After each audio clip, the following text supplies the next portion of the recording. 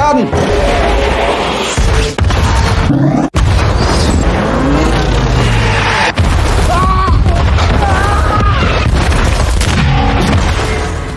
Maligayang panonood po, ka-recap!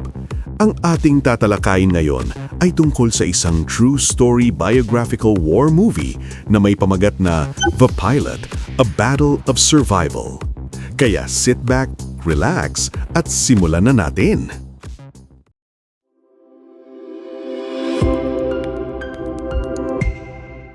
Bigla niyang narinig ang sigaw ng isang tao na humihingi ng tulong. Hindi nag-atubili, dali-dali siyang nagtungo sa pinanggagalingan ng ingay. Doon, nakita niya ang dalawang lalaki na nagnanakaw sa pera ng isang babae. Tahimik na lumapit si Nikolai at agad niyang inilabas ang kanyang pistola para pigilan ang mga ito. Ngulit ginamit ng mga lalaki ang babae bilang panakot. Nagbabanta kay Nikolai na huwag makialam. Pero si Nikolai, isang veteranong mandirigma, ay hindi natitinag sa dalawang karaniwang tulisan. Matapang niyang pinaputok ang baril at tumama sa kanang kamay ng lalaking may hawak na kutsilyo.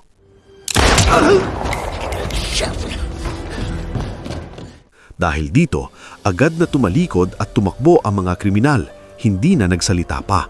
Kahit na nakatakas ang mga tulisan, hindi pa rin makabawi sa takot ang babae. Ginawa ni Nikolai ang lahat para mapakalma siya.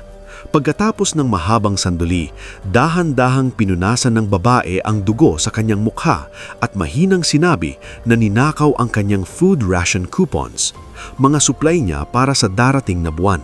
Narinig yun ni Nikolai at kahit walang magawa, huminga siya ng malalim at pinakalma ang babae. Sinasabing magiging maayos ang lahat. Kinabukasan, nang bumalik ang babae mula sa munitions factory at dumaan muli sa eskinita, muling nakita niya si Nikolai. Lumalabas na matagal na siyang naghihintay doon. Dala-dala ang pagkain para sa babae. Hindi agad kinuha ng babae ang pagkain. Sa panahon ng digmaan, lahat ng pagkain ay nakarasyon. At alam niya na ang dala ni Nikolai ay malamang galing sa kaunting supply ng kanyang sarili. Nang makita iyon, dali-daling nagkunwaring nagsisinungaling si Nikolai. Sinasabi na marami siyang pagkain bilang piloto at hindi niya ito nauubos araw-araw. Ngunit tumanggi pa rin ang babae. Ayaw niya na isang sundalo na lumalaban para sa kanyang bansa ang magutom dahil sa kanya. Sinabi ni Nikolai na ninakaw ang mga ration coupons niya at bilang sundalo, responsibilidad niyang tulungan ang babae. Habang nagsasalita, ibinikay niya ang bag ng pagkain sa mga kamay ng babae. Dito nagsimula ang kanilang pagkakaibigan. Inakala ni Nikolai na ang babae ay ordinaryong manggagawa sa munitions factory. Ngulit lumalabas na nagboluntaryo lamang siya doon. Ang tunay niyang trabaho ay mag-perform ng kanta at sayaw sa opera house. Ngunit dahil sa digmaan, pansamantalang isinara ang opera house. Kaya wala siyang trabaho sa panahong iyon. Madalas silang nagkita at hindi nagtagal umusbong ang malalim nilang pagmamahalan. Ngunit hindi pa sila nagtatagal ng 3 araw nang makatanggap si Nikolai ng utos na bumalik sa frontline. Bago umalis, nagkasundo silang sa kanyang pagbabalik ay magpapakasal sila at magiging mag-asawa. Sa pag-asa ng masaya at magandang kinabukasan, sumakay si Nikolai sa kanyang fighter plane at sinimula ng isang mahaba at matinding pakikibaka. Ang kanilang misyon, atakihin ang isang German armored unit na mabilis na umaabante sa kalsada. Pagkakita sa puwersang armored na mga Aleman, agad silang sumugod ng walang pag-aalinlangan. Nang makita ang biglaang atake ng Soviet Air, agad na nagpabaril ang mga alertong tropa ng Aleman. Ngulit hindi nakapinsala ang kanilang mga bala sa eroplano ng Soviet. Wala nang ibang magagawa. Nagkalat at tumakas ang mga puwersang Aleman.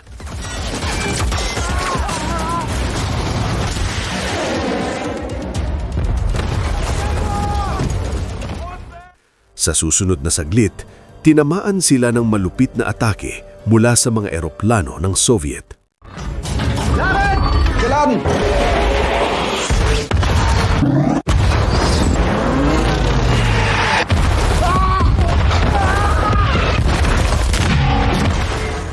Pagkatapos ng atake, Habang masayang naghahanda na si Nikolai na bumalik sa base, biglang lumitaw sa likod nila ang 3 German fighter planes. Matapos ang matinding labanan, na-shoot down nila ang isang German aircraft.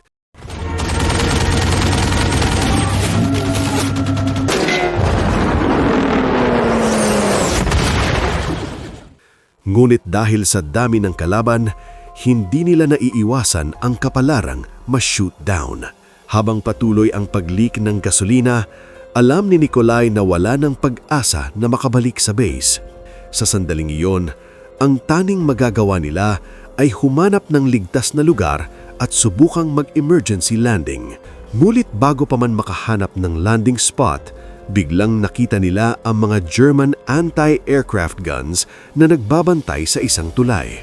Nang makita ang eroplano na dumirekta sa kanila, agad na nagbanta ang mga Aleman. Pinaikot ang kanilang mga baril at bumagsak ang malupit na putok.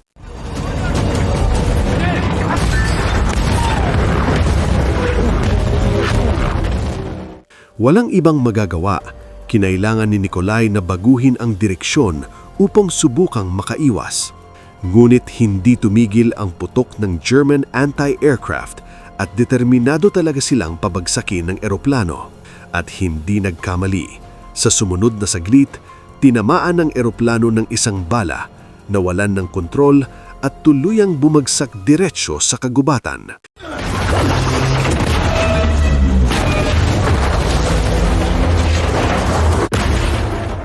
Agad nagtipon ang mga tropan Aleman na nagbabantay sa tulay at nagsimulang habulin ang crash site. Hindi nagtagal, mabigat na bumangga ang eroplano ni Nikolai sa niebe. Kakaalis pa lang nila mula sa nagkalat na wreckage nang dumating ang mga Aleman na humahabol. Tuloy-tuloy na sumugod ang mga ito patungo sa crash site. Nang makitang biglang lumitaw ng mga Aleman, agad na yumuko si Nikolai upang magtago. Ginamit naman ng kasama niya ang machine gun ng eroplano at pinaputok ng malakas sa mga Aleman.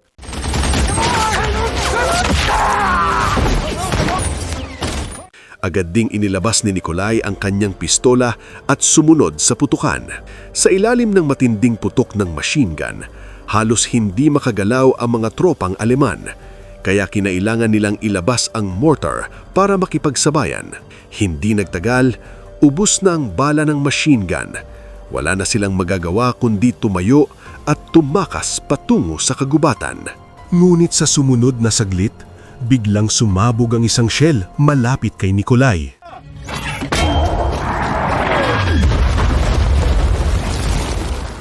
Wala nang ibang opsyon, binuhat siya ng kasama sa likod at nagpatuloy sa pagtakas. Ngunit hindi basta-basta hahayaan ng mga Aleman na makatakas sila.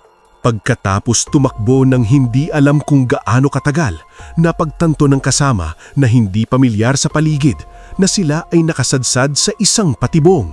Isang malawak na ilog ang humarang sa kanilang daraanan. Sa kritikal na sandali, napansin ng kasama ang isang nakausling yelo sa ilog. Ginamit niya ang lahat ng lakas para mailagay ang walang malay na si Nikolai sa yelo at gamit ang isang kahoy na pamalo, mabilis at malakas niyang pinukpok ang yelo upang matanggal ito at makalutang si Nikolai pababa sa ilog. Siya naman ay tumakbo sa kabilang pampang upang ilihis ang atensyon ng mga Aleman. Pagkalipas ng hindi matukoy na oras, dahan-dahang binuksan ni Nikolai ang kanyang mga mata. Nagtingin-tingin siya, ngunit hindi makita ang kanyang kasama. Biglang, mula sa pampang ng ilog, narinig niya ang tunog ng makina ng motorsiklo. Sinundan niya ang tunog at nakita ang 2 Aleman na dahan-dahang lumalapit. Nataranta si Nikolai at agad na tumalon sa ilog, desperadong lumangoy patungo sa kabilang pampang. Napansin ng 2 Aleman si Nikolai sa tubig at agad nagbukas ng putok. Ngunit habang umaakyat sa pampang, kasamaang palad, tinamaan siya ng bala. Dahil sa sakit, pilit siyang tumayo at tumakbo patungo sa kagubatan. Tumakbo siya ng malayuan bago naglakas loob na huminto at magpahinga. Mabilis niyang tinipon ang mga sanga at kahoy, punitin ang maliit na bahagi ng kanyang mapa at sindihan gamit ang lighter. Ginamit niya ang naglalaglagab na mapa para sindihan ang mga sanga. Maikli niyang inasikaso ang sugat sa bala at pinatuyo ang kanyang damit sa apoy at tuloy-tuloy ang pagtakas. Kapag nagugutom, naghuhukay siya ng mga ligaw na halaman para kainin at kapag nauuhaw, kumakain siya ng niyebe sa lupa. Ganito siya gumalaw sa kagubatan ng 2 buong araw. Hanggang sa isang gabi, bigla niyang naramdaman ang kakaibang ingay hindi kalayuan. Agad siyang tumayo sa takot at nagtingin-tingin, ngulit tanging walang katapusang kadiliman lamang ang kanyang nakita. Akala ni Nikolay, ilusyon lang ito, dulot ng matagal na tensyon sa patuloy na pagtakas. Ngulit biglang sumugod mula sa dilim ang isang gutom na lobo. Nagpakasipag siyang lumaban at ginamit ang lahat ng kanyang lakas hanggang sa maitulak niya ang lobo sa apoy.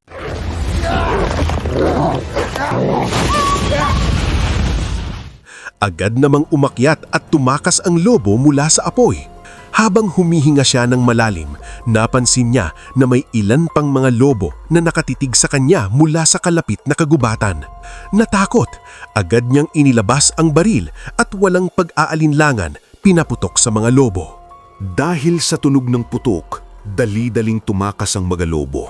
Umupo si Nikolay na tila wala sa sarili sa buong gabi, hindi na naglakas loob na matulog. Pagdating ng madaling araw, muling naglakbay si Nikolay sa kanyang mahabang pagtakas. Matapos ang hindi matukoy na haba ng paglalakad, muli niyang narinig ang mga tunog sa likod niya. Bigla niyang hinarap ang ulo at nakita ang parehong mga lobo mula kagabi na lumilitaw sa likuran niya. Nang makita ito, dali-daling tumakbo si Nikolay. Ginamit ang lahat ng natitirang lakas niya. Ngulit sugatan mula sa bala, paano niya matatalo ang mga liksi at bilis ng mga lobo? Hindi nagtagal, humarang ang mga lobo sa kanyang daraanan. Lubos na natakot, agad niyang inilabas ang kanyang pistola at tilutukan ang ulo ng lobo. Tumahol lang ang lobo at nakatitig kay Nikolay, ngunit hindi lumapit. Agad na ginamit ni Nikolay ang pagkakataon at sinubukang magpatuloy sa pagtakas. Ngunit napansin niya na hindi kalayuan, may tulay na binabantayan ng maraming tropang Aleman. Isang sundalong Aleman na malapit ng magbawas ng likido ay dahan-dahang papalapit kay Nikolay. Sa lobo sa harap at mga sundalo sa likod, kahit napaputok o hindi, tila imposibleng makatakas. Unti-unti na ring lumapit ang mga lobo kay Nikolay. Sa sandaling halos mawalan na ng pag-asa, bigla niyang narinig ang malakas na ugong ng makina ng eroplano sa malayo. 3 Soviet fighter planes ang mabilis na bumagsak patungo sa tulay na binabantayan ng mga Aleman. Agad na pinagana ng mga Aleman ang anti-aircraft guns at tuloy-tuloy na pinaputok ang mga Soviet planes. Ang mga malalakas na pagsabog ay agad na tinakot ang mga lobo, dahilan para tumakas ang mga ito. Pagkalipas ng ilang saglit, nagsimulang mag-bombing run ang mga Soviet aircraft sa tulay.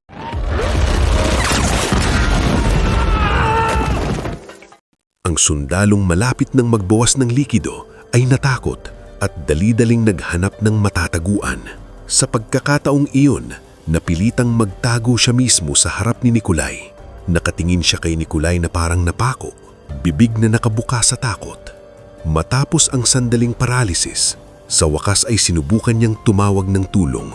Ngulit hindi hahayaan ni Nikolay ang pagkakataong iyon, matapang niyang pinaputok ang baril. Sa kabutihang palad, ang ibang sundalo ay nakatutok sa pagbagsak ng Soviet aircraft at hindi napansin ang putok. Ginamit ni Nikolay ang pagkakataon, agad na tumayo at nagpatuloy sa pagtakas. Ngunit hindi nagtagal, natuklasan ng mga Aleman ng katawan ng sundalo na pinaputok ni Nikolay. Agad na nakilala ng matalim na mata ng isang German officer na ang sundalo ay pinatay mula sa malapit gamit ang isang pistola. Napagtanto niya na ang posibleng may sala ay ang Soviet pilot na matagal na nilang sinusubukang hulihin. Agad siyang nag-utos ng mahigpit na paghahanap sa paligid ng tulay para hanapin si Nikolay. Sa puntong ito, makalipas ang ilang araw ng pagtakas, kakulangan sa pagkain at sugat sa bala, nagsimulang limabo ang kamalayan ni Nikolay. Sa kanyang kalituhan, Muling nakita niya ang kanyang minamahal na kasintahan. Nang huli silang maghiwalay, nangako silang magpapakasal sa susunod nilang pagkikita. Ngayon, tila baka mabali ang pangako na iyon. Upang makabalik ng buhay sa kanyang piling, pinilit ni Nikolai na muling tumayo at nagpatuloy sa mahaba at matinding pagtakas. Pagkalipas ng ilang hakbang, muling bumagsak siya ng mabigat sa lupa. Ngunit sa pamamagitan ng matinding determinasyon, nagtagumpay siyang bumangon muli. Matapos ang mahirap na paghahanap, pinalad siyang makakita ng isdang nagyelo sa ilog. Agad niyang inalis ang guwantes, hinugot ang kanyang kutsilyo at pinilas ang isda mula sa yelo. Hindi nag-atubili, isinubo niya ang hilaw na isda sa bibig at nilamon ng malalaking kagat. Pagkatapos niyang kumain at handa ng magpatuloy, napansin niyang muli ang mga lobo na kanyang nakatagpo kanina, lumitaw sa kanyang harapan. Natakot, dali-daling yumuko at gumapang, sinusubukang itago ang sarili. Ngunit hindi papayagang makatakas ni Nikolai ng mga alertong lobo. Habang lumalapit ang mga ito, wala na siyang ibang magagawa kundi tumayo, umatras at ihanda ang kanyang baril. Sa sumunod na saglit, nahulog siya sa isang patibong na itinakda ng mga mangangaso. Sa kabutihang palad, ang mga kahoy na spike sa loob ng bitak ay tumagos lamang sa makapal niyang cotton na damit. Tumayang ang mga lobo sa itaas ng bitak, tumatahol at nagbabantang atake kay Nikolai sa ilalim. Agad niyang inilabas ang baril, nag-chamber ng bala at naghanda para sa huling laban.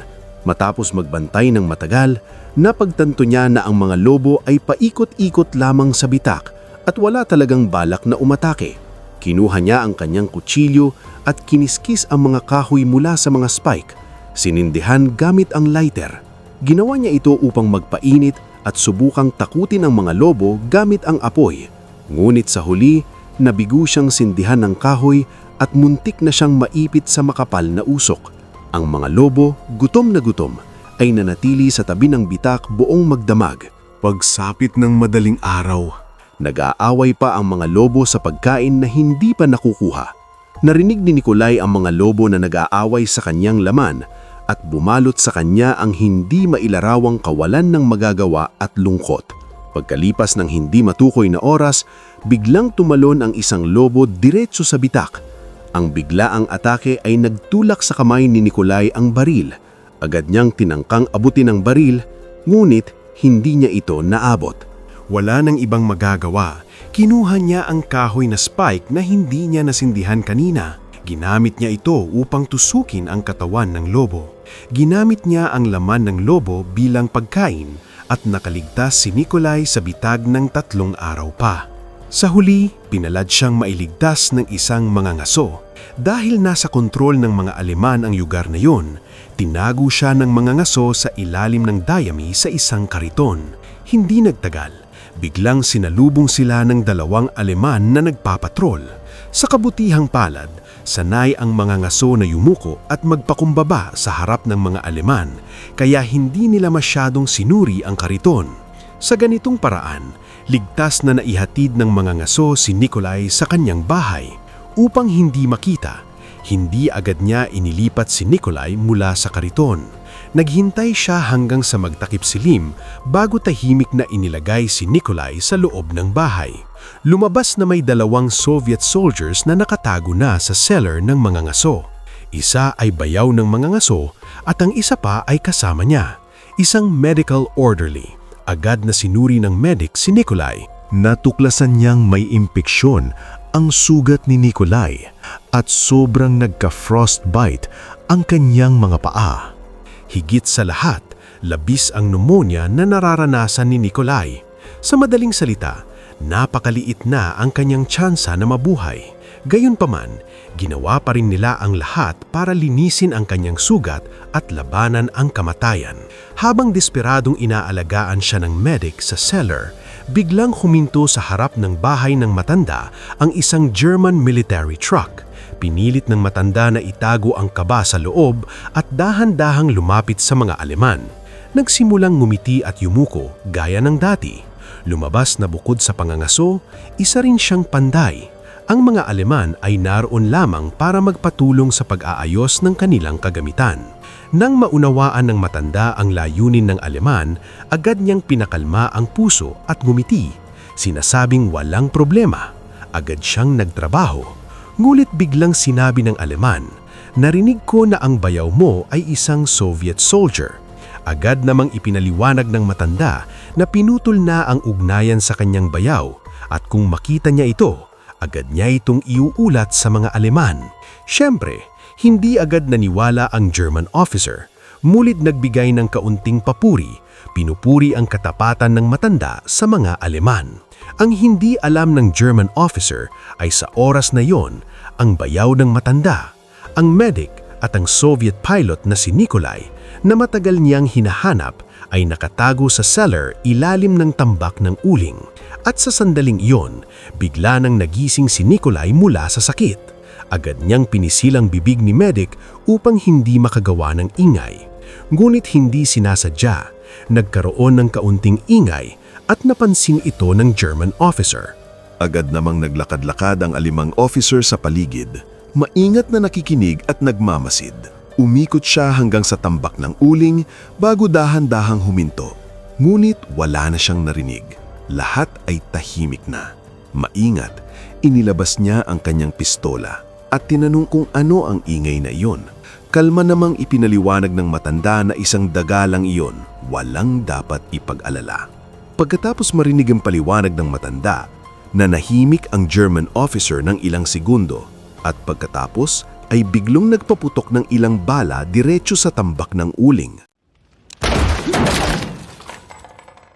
Sa kabutihang palad, hindi tinamaan ng mga nakatago sa ilalim nito at bahagya nilang nakalusot.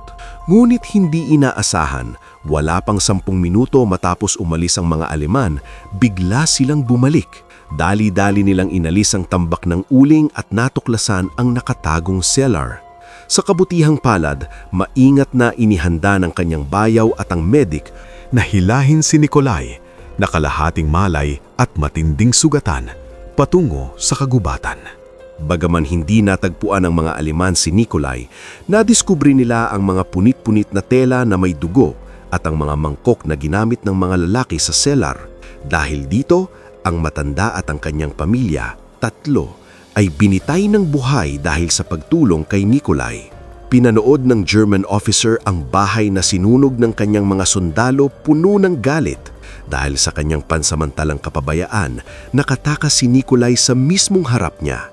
Nasusunog sa puot, nangako siya na mahahanap si Nikolai sa lalong madaling panahon at babayaran ang hindi mapapatawad na pagkakulang na iyon. Samantala, ang halos walang malay na si Nikolai ay hinahatak na patungong silangan ng 2 lalaki habang desperadong tumatakas. Tumatagilid at natatalon sila sa takot buong magdamag. Hinanap din ng German officer kasama ang kanyang mga lalaki ang mga ito buong gabi. Pagsapit ng madaling araw, natuklasan ng German officer ang kanilang bakas. Agad niyang inutusan ng 2 sundalo na pumunta sa kaliwa at kanan. Naghahanda ng 3 panig na atake upang supresan at labanan si Nikolai at ang iba pa. Sa sandaling iyon, halos wala ng lakas ang bayaw ng matanda at ang medic. Matapos mag-isip ng matagal, pinili nila ang malupit na desisyon. Iwan si Nikolai na hindi makagalaw. Humiga si Nikolai sa niebe. Unti-unting natatakpan ng yelo. Hindi nagtagal, napansin siya ng German officer na humahabol. Maingat hawak ang kanyang rifle, dahan-dahang lumapit. Ang nakahandusay na lalaki ay hindi gumalaw. Tila ba patay na. Patuloy na lumapit ang German officer, sumusubok na tiyakin kung si Nikolai nga ba, ang Soviet pilot na matagal niyang hinahanap, ang nakahandusay. Ngulit nang yumuko siya upang masusing tingnan, bigla na laming nagbukas ng mata si Nikolai at matapang na pinaputok ang baril. Namatay ang German officer sa kamay ni Nikolai, wala man lang pagkakataong makareact. Hindi kalayuan, ang 2 Soviet soldiers na unang nag-isip na iwan si Nikolai at tumakas ay punong-puno ng guilt, nag-aatubili at nagdadalawang isip. Nang marinig nila ang putok, agad silang tumayo at dali-daling bumalik sa tabi ni Nikolai. Nang makita ng medic ang bangkay ng German officer, tahimik niyang sinumpa na kahit ano paman, dadalhin niya si Nikolai. Ngunit sinabi ng kasama na hindi maaaring nag-iisa ang German officer sa paghahanap at wala ng lugar na matatakasan. Sinubukan ng kasama na hikayatin ang medic na sumuko na rin sa Aleman. Galit na galit, hindi nagsalita ang medic at agad na pinagsuntok ang kasama. Natumba ang kasama sa lupa, ngunit agad na bumangon, nagalit, nagbato ng mura at naglakad palayo ng mag-isa. Wala nang ibang magagawa, nagpatuloy lamang ang medic sa pagtakas kasama si Nikolai na wala nang kakayahang gumalaw.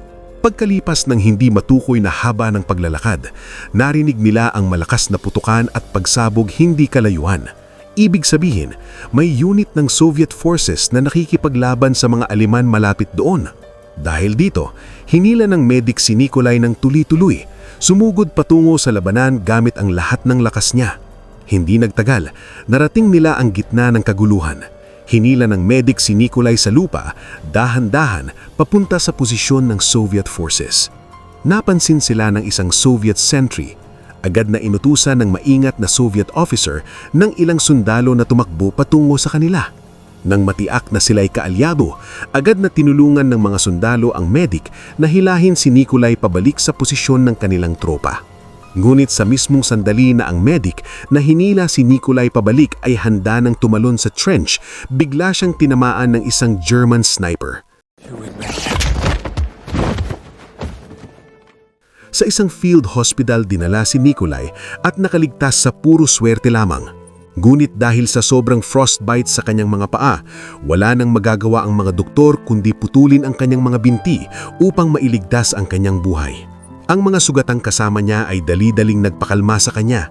Sinasabing kahit wala na siyang paa, maswerte pa rin siyang buhay. Hanggat may buhay, may pag-asa pa, wika nila. Lubos na sugatan sa puso, muling humiga si Nikolai sa kama ng ospital, nabigo at nalulungkot. Nang makita niyang nakakatanggap ng mga liham mula sa kanilang pamilya ang ibang sugatang sundalo, lalong napalalim ang kalungkutan sa kanyang dibdib. Dahil lumaki siya sa isang ampunan, walang pamilya at walang maaasahan, ang taning attachment niya ay ang minamahal niyang kasintahan. Pinangako silang magpapakasal sa susunod nilang pagkikita. Ngunit ngayon na ganito na ang kalagayan niya, paano niya ba ikakarga ang bigat sa buhay ng babaeng minamahal niya? Mas pinili niyang magdusa araw at gabi sa kama ng ospital kaysa sabihan ang kanyang kasintahan kung ano ang nangyari sa kanya. Gayunpaman, araw-araw nagsusulat siya ng mga liham para sa kanya, ngunit wala ni isa man ang naipadala. At araw-araw, pagbalik ng kanyang kasintahan sa bahay, ang unang ginagawa niya ay buksan ng mailbox, umaasang may liham mula kay Nikolai. Ngunit sa bawat pagbukas, napuno siya ng kagalakan sandali at agad na napaluhod sa kawalang magawa at pagkadismaya. Isang hapon, 2 buwan matapos iyon, nagdaos ang ospital ng isang palabas. Isang nurse ang nagdala ng pares ng prosthetic leg sa harap ni Nikolai. Nais siyang dalhin upang panoorin ang palabas na magsisimula. Halos lahat ng sugatang sundalo ay lumabas na ng ward upang manood. Ngunit si Nikolai na lumulubog pa rin sa kawalang pag-asa dahil sa pagkawala ng kanyang mga paa, tahimik lamang na umiling. Wala nang magawa ang nurse kundi umalis ng mag-isa. Hindi nagtagal, narinig ni Nikolai ang announcer na tawagin ang pangalan ng kanyang kasintahan. Agad siyang tumayo, inisip na baka isa lamang itong performer na may kaparehong pangalan. Ngulit nang magsimula ang kanta, narinig niya ang matagal nang hinahanap niyang tinig, ang tinig ng kanyang minamahal.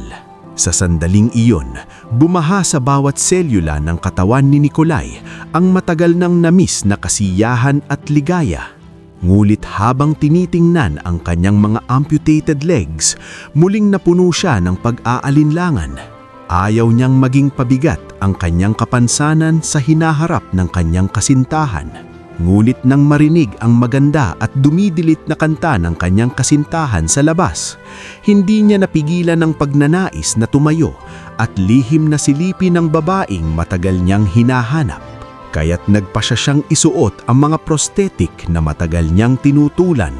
Ngunit dahil ito ang unang pagkakataon niyang isuot ang mga ito, at dahil baguhan siya, sa sandaling tumayo siya, bigla siyang bumagsak ng malakas sa sahig. Upang lihim na makita ang kanyang kasintahan kahit isang beses, hindi sumuko si Nikolai at gumapang ng buong lakas patungo sa bintana. Pagkatapos ng hindi matutukoy na haba ng paggapang, sa wakas ay naabot niya ang bintana. Ginamit ang huling natitirang lakas upang hilahin ang sarili sa windsill at tumayo. Ngunit bigla siyang nawalan ng lakas ng loob. Kaya't naupo na lamang siya sa upuan sa tabi ng bintana. Nawala ang pagkakataon niyang harapin ang kanyang kasintahan. Pagkatapos nito, tuluyan ang tinanggap ni Nikolai ang prosthetic legs at nagsimulang mag-ensayo ng desperado kasama ang tulong ng mga doktor at nurse upang matutong tumayo at maglakad ng mag-isa. Ayaw niyang makita siya ng kasintahan na gumagapang sa lupa sa ganoong nakaluluhang estado. Gusto niyang tumayo ng matatag sa harap niya tulad ng normal na tao. Lumipas ang oras, segundo bawat segundo, patak bawat patak sa pamamagitan ng walang tigil na pagsusumikap. Ngulit dahil nagmadali siya sa pag-ensayo araw at gabi, muling bumuka ang sugat na kakagaling lang.